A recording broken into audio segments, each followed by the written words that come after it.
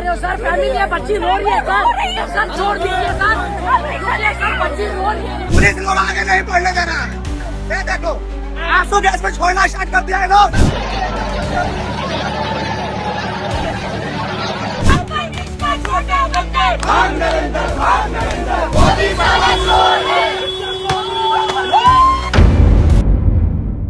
दोस्तों, इस वक्त देश की राजधानी दिल्ली के जंतर मंतर पे जो दृश्य देखने को मिल रहे हैं, लाखों की तादाद में जो देश भर का युवा है, जो लाखों की तादाद पे वो अलग अलग राज्यों की अलग अलग जगहों पर अपना प्रोटेस्ट कर रहा है। वहीं दिल्ली के जंतर मंतर पर भी हजारों की तादाद में छात्र हैं।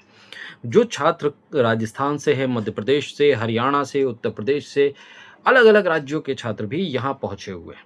और प्रोटेस्ट लगा यह था कि भाई 20 तारीख का मार्च है और उस पर खूब आंसू गैस और लाठीचार्ज और तमाम तरह के हथकंडे पुलिस ने अपनाए थे। बहुत बर्बरता की थी। बावजूद इसके जो छात्र हैं वो एक बार फिर एकजुट हुए और ये पूरा आंदोलन जिसे आप कहें कि जेन जी का आंदोलन जो क्रिएट हो गया एक पूरी तरह से, वो एक नए उफान पर है। हर रोज़ उसमें नई इबारत आ रही है। और जो जंतर मंतर पे जो दृश्य हैं, आप आएंगे तो कनॉट प्लेस से और कनॉट प्लेस से जुड़ने वाली तमाम सड़कों तक ये दृश्य आपको देखने को मिलेंगे। और बहुत संवेदनशील मामला है छात्रों के भविष्य और छात्रों के एग्ज़ाम को लेकर। लेकिन सरकार संवेदनशील नहीं है। सरकार के लिए एक मंत्री का कुर्सी पर बने रहना बहुत इंपॉर्टेंट है।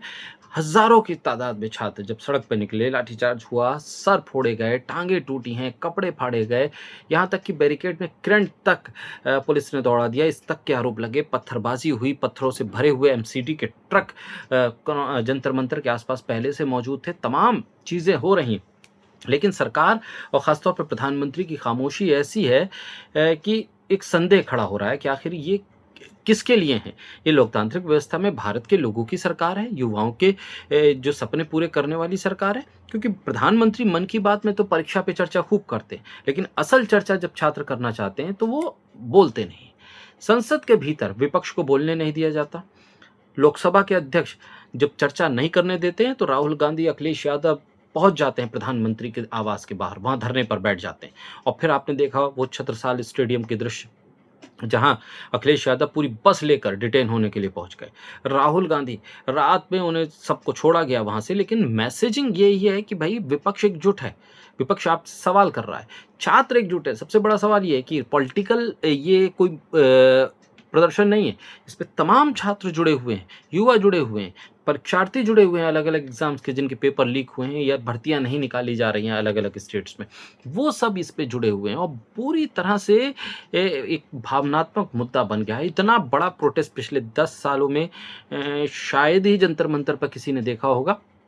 और जिस तरह से युवाओं का प्रेजेंटेशन है, रिप्रेजेंटेशन है, वो इतनी बड़ी तादाद में किसी भी प्रोटेस्ट में नहीं रहा। इसी जंतर मंतर की एक बहुत ही ख़ास तस्वीर ये रही कि लोग खाना वहाँ पहुँचा रहे हैं। ज़ोमैटो और स्विगी जैसे जो ऑनलाइन फूड डिलीवरी ऐप्स हैं, उसके ज़रिए लोग, कोई राजस्थान से, कोई मुंबई से, कोई मध्य प्रदेश से, अलग अलग राज्यों से लोग ऑनलाइन ऑर्डर कर रहे हैं और कह रहे हैं कि जाइए जंतर मंतर पे, जो भूखा हो उसे दिलाइए। और इतना खाना वहाँ पर पहुँचा, इतना पहुँचा कि अब ऑर्गेनाइजर्स को ये कहना पड़ रहा है मन से कि भाई अब कोई भी खाना आप जंतर मंतर पे मत भेजिए, क्योंकि बहुत ज़्यादा खाना यहाँ पर इकट्ठा हो गया है। इतना खाना इकट्ठा हो गया है कि यहाँ कंज्यूम होना मुश्किल हो रहा है। मतलब आप अंदाज़ा लगाइए, जो तस्वीरें आई हैं उन तमाम दृश्यों को अगर आप देखेंगे तो साफ पता चलेगा कि लोग जुड़ना चाहते हैं इस पूरे आंदोलन से। और इस आंदोलन की जो रूपरेखा है वो अब छात्र खुद तय कर रहे हैं। पूरे देश में जहाँ जहाँ भी जो जैसे भी कनेक्ट होना चाहता है वो होने की कोशिश कर रहा है। ये तस्वीरें भी, और तस्वीरें ये भी हैं कि जिन छात्रों पे लाठी भांजी गई पुलिस की तरफ से, आंसू गैस के गोलों का सामना जिन छात्रों ने किया, उनको शरण देने के लिए गुरुद्वारे खोल दिए गए, मस्जिदें खोल दी गई। और वहाँ पर उनसे कहा गया आप आइए, आराम कीजिए, यहाँ पर सर है, सर छुपाने की जगह है, क्योंकि बारिश में भी उस जंतर मंतर पर भीड़ कम नहीं हो रही। और एक और बहुत ही महत्वपूर्ण जो एक तरह से इस देश के मीडिया, ख़ासतौर पे जो गोदी मीडिया बन गया है, जो झूठा मीडिया है, जो प्रोपेगेंडा मीडिया है, उसके लिए एक सबक है। वहाँ पर जो जिनको गोदी मीडिया कहा जाता है, जो सरकार की ही बीन बजाते हैं, उनको खदेड़ा गया है। बाकायदा कई जो टीवी चैनल्स हैं उनके रिपोर्टर्स को पीटा गया है।